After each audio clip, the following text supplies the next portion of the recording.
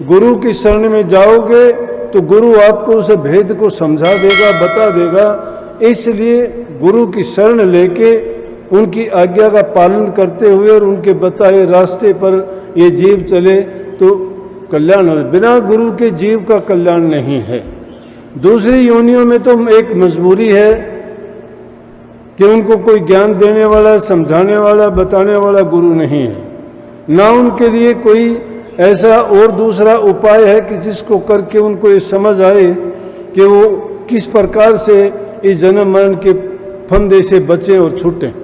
लेकिन इंसान को सब चीज़ें मालिक ने बख्शी और इसके साथ साथ उसको ज्ञान, बुद्धि, विवेक, विचार और जातीय गुण भी इसके पास हैं।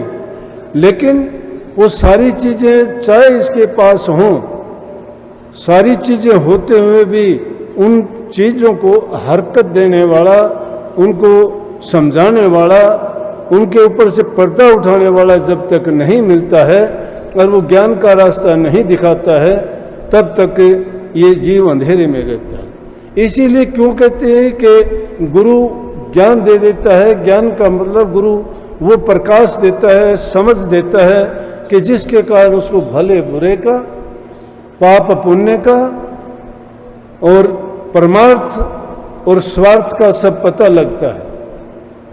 बिना गुरु के ये ज्ञान नहीं हो सकता। इसलिए गुरु की शरण, क्यों कहीं शास्त्रों में जहाँ कहीं देखोगे कहते हैं गुरु बिन माला फेरते, गुरु बिन देते दान, गुरु बिन दान हराम है, जा देखो वेद पुराण। कहते हैं कि क्योंकि बिना गुरु के अज्ञान के बस अगर कोई काम करता है तो आदमी उसमें कोई ना कोई कष्ट बेशक उठा लो, उसको करने का तरीका जब नहीं आता।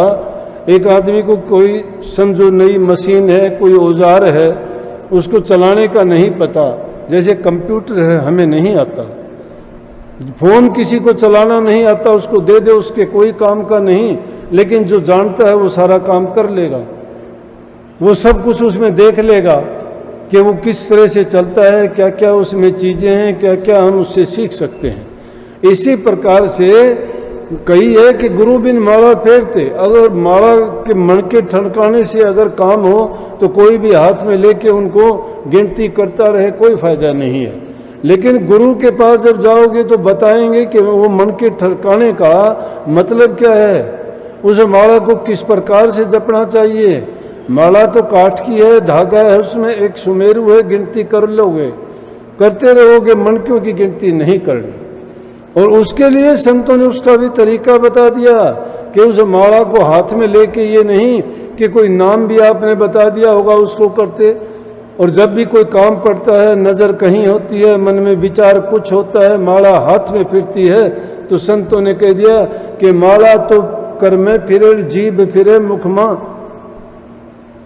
मन हुआ तो चहुदिश प्रेर। ये तो भक्ति ना, ये भक्ति नहीं है, ये सुमन नहीं है। क्यों कि जबान से कुछ करते हो, हाथ से कुछ करते जाते हो, लेकिन मन तुम्हारा शिथिर नहीं है। इसलिए गुरु समझाता है कि उस मन को शिथिर करने के लिए कहाँ जाओगे, गुरु के पास। क्योंकि जब तक मन को इससे शक्तिशाली ताकतवर चीज के अधीन नहीं कर देते, तब तक ये मन काबू में नहीं आने वाला।